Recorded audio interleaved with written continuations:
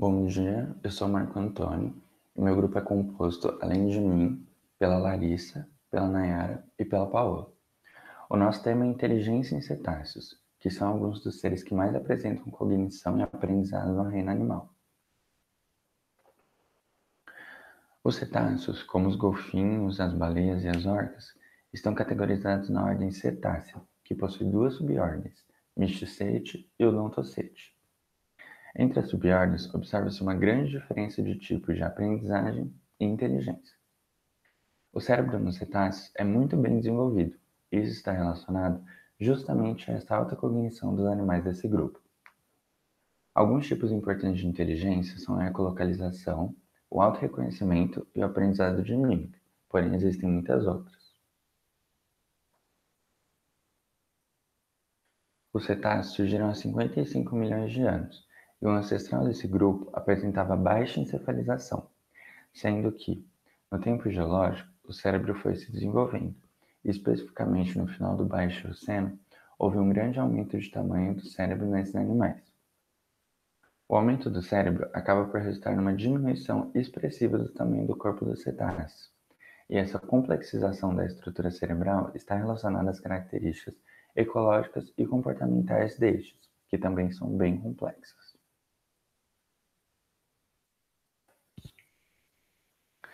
O cérebro dos cetáceos é um dos maiores entre os mamíferos, e o tamanho dele varia não só de acordo com a espécie, mas também com o modo de vida do animal. Observa-se em cetáceos lateralização comportamental, presença de neurônios de von Economy e células difusas, e o cérebro desses animais possui um altíssimo custo energético, o que indica a alta complexidade dessa estrutura.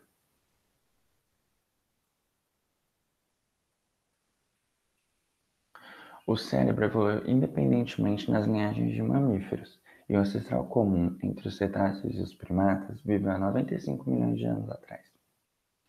A cognição e o comportamento complexo observado em ambos os taxos são, portanto, convergências na evolução, já que surgiram independentemente. Algumas das características que primatas e cetáceos compartilham são o autorreconhecimento e a sociabilidade.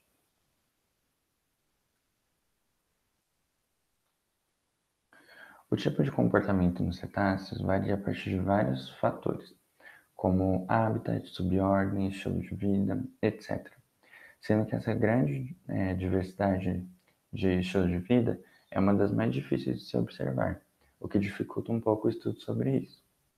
A comunicação entre cetáceos pode ser por som, movimento ou agressividade, por exemplo, o que demonstra que há uma ampla variedade de comportamentos nessa ordem.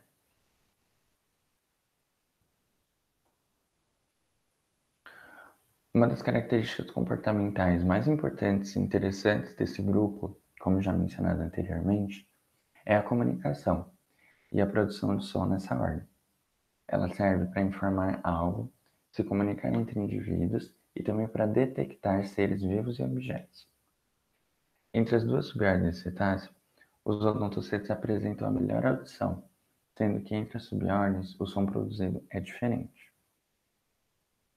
Uma curiosidade interessante é que os cetáceos eles podem sofrer morte por sonar, já que, como sua audição é muito aguda, o som do sonar acaba ferindo a audição deles e pode até levar eles à morte. Como o estudo do comportamento dos cetáceos em seu habitat natural é um pouco dificultado e de baixo acesso, existem alguns grupos que fazem estudos laboratoriais com espécies de cetáceos, que são geralmente golfinhos, para observar seus comportamentos. Em laboratório, por exemplo, observou-se que os cetáceos possuem um comportamento racional, além de demonstrar capacidade de autorreconhecimento, manipulação de objetos e capacidade de sociabilidade. Os cetáceos também apresentam uma boa memória espacial e visual, além de serem capazes de copiar comportamentos que foram ensinados a eles. Os cetáceos são popularmente conhecidos por serem bonitos e elegantes, e isso atraiu a atenção de alguns circenses, em 1860, para que esses animais virassem a atração do seu circo. Com o tempo, essa prática se tornou mais comum, e os animais eram treinados para promover entretenimento. Essa prática, entretanto, gerou a morte de muitos animais nos anos 60 e, assim, a partir dos anos 70, começou-se um amplo movimento social para proibir a captura desses animais.